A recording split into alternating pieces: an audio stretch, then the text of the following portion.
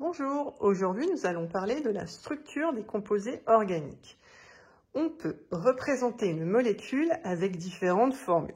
Tout d'abord, la formule brute que vous connaissez déjà, où on écrit tous les atomes et leur nombre qui constituent la molécule. Par exemple, CH4, vous avez un atome de carbone et 4 atomes d'hydrogène. Après, on a la formule développée, où on représente tous les atomes avec toutes les liaisons.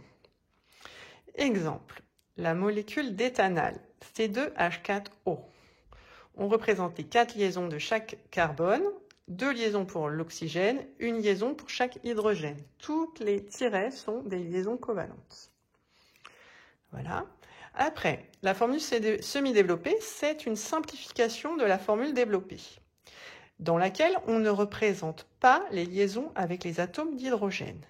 Donc on va coller les atomes d'hydrogène d'une liaison sur l'atome auquel il est lié. Donc si vous avez 3 atomes d'hydrogène qui sont liés à un carbone, on écrira CH3. Donc par exemple, pour l'éthanal, la formule semi-développée, ça va être CH3. Cette liaison-là, CC, elle est représentée. Voilà. Le H, on ne donne pas sa liaison, on le colle au carbone auquel il est lié. Voilà. Et par contre, la double liaison O, on la dessine. Voilà.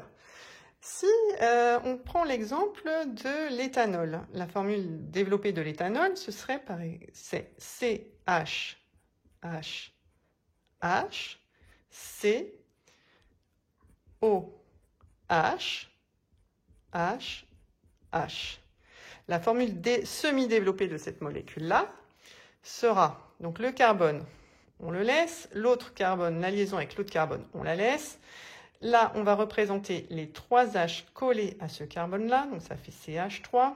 Ici, vous avez 2 H, donc on va lui coller à celui-là. Et vous représentez bien la liaison CO, mais pas la liaison H, donc on le colle au O. Voilà, donc ça fait la formule semi-développée sera CH3, CH2, OH. Nous allons maintenant parler du squelette carboné saturé d'une molécule.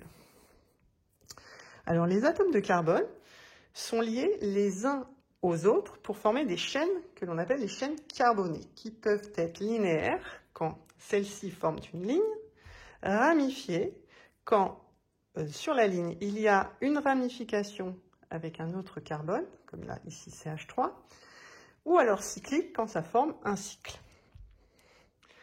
Voilà, donc ces chaînes constituent le squelette carboné des molécules organiques. Et ces chaînes sont saturées si toutes les liaisons sont des liaisons simples entre les carbones. S'il y a des liaisons doubles entre 2 carbones, on dit que la chaîne est insaturée.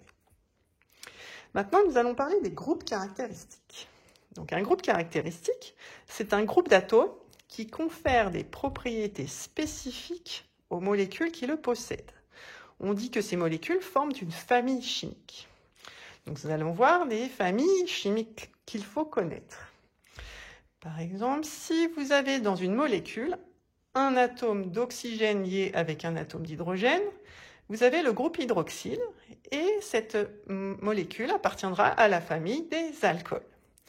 Si vous avez un carbone lié avec une double liaison avec un oxygène et un atome d'hydrogène comme ceci, c'est le groupe carbonyle et il appartient à la famille des aldéhydes. Mais attention parce que vous avez aussi un groupe carbonyle comme ceci.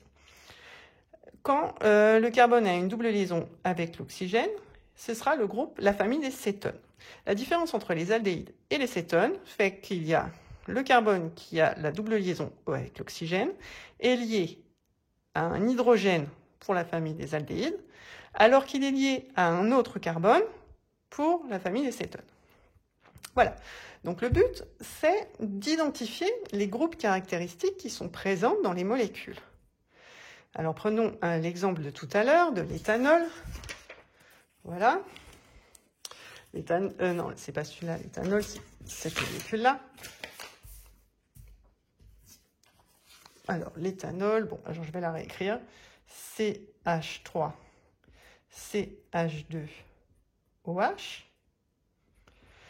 eh bien, on remarque qu'il y a le groupe hydroxyle qui est là. C'est donc la famille des alcools. Donc, certaines molécules contiennent plusieurs groupes caractéristiques, comme par exemple l'acide acétylsalicylique. Donc, on peut identifier les groupes. Alors, on va y aller. Donc, vous reconnaissez des groupes ici avec une double liaison carbone-carbone. C'est le groupe alcène. Donc, il y a le groupe alcène. Ici, vous avez le groupement OH, mais il est lié à un carbone qui est aussi lié à une double liaison O. Donc, ce n'est pas le groupement hydroxyle. C'est tout ce groupe-là qu'il faut tenir compte. Et on remarque que c'est le groupe carboxyle. Donc là, c'est le groupe carboxyle. Groupe carboxyle. Ici, c'est le groupe alcène. Ici, c'est O, double liaison O. Voilà, c'est le groupe. Alors, on regarde dans le tableau et on voit que c'est la fonction ester. Donc, c'est le groupe ester. Voilà.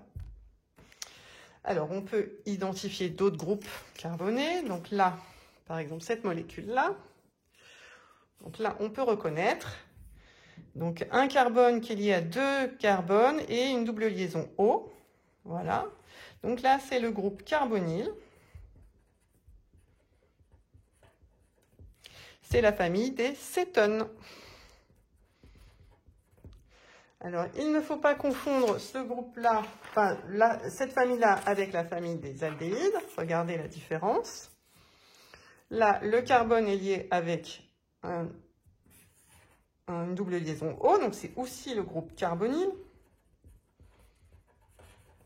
Mais il est lié, le carbone, aussi à un H, et dans ce cas-là, c'est la famille des aldéhydes. Voilà. Alors, on vous donne un dernier exemple. Par exemple, cette molécule. On reconnaît le groupe CO, double liaison OH. Donc on regarde, c'est le groupe carboxyle. Donc, c'est la famille des acides carboxyliques. Donc, chaque famille de molécules chimiques, par exemple, tous les alcools vont réagir de la même façon, ou alors de façon similaire. Mais toutes ces familles-là sont différentes et leurs propriétés seront donc différentes. Voilà, je vous remercie de votre attention.